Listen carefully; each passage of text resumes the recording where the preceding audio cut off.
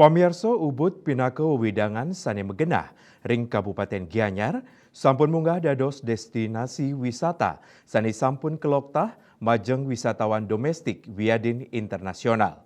Pekantenan alam miwah kuentenan Kramu Ubud dados penaut wisatawan antuk rauh melancaran ke Ubud.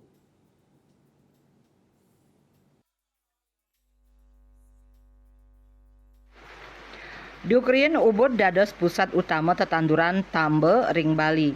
Punika mawinan Ubud kebaos Ubud seselin saking basa Bali madue artos ubad utawi obat. Ubud taler kaloktah dados pusat seni miwah spiritualitas Bali.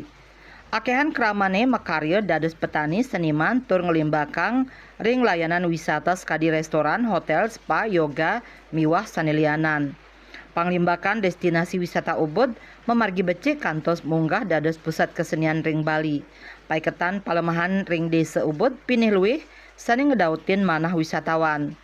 Akeh wisatawan merasa nyaman yening liburan ke Ubud. Pekantenan sawah dados silih tunggil penaut manah wisatawan utamanyane turis asing.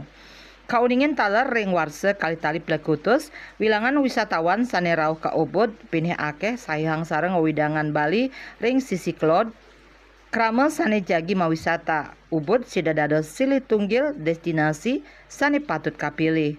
Agus Sudiatmike, Bali TV.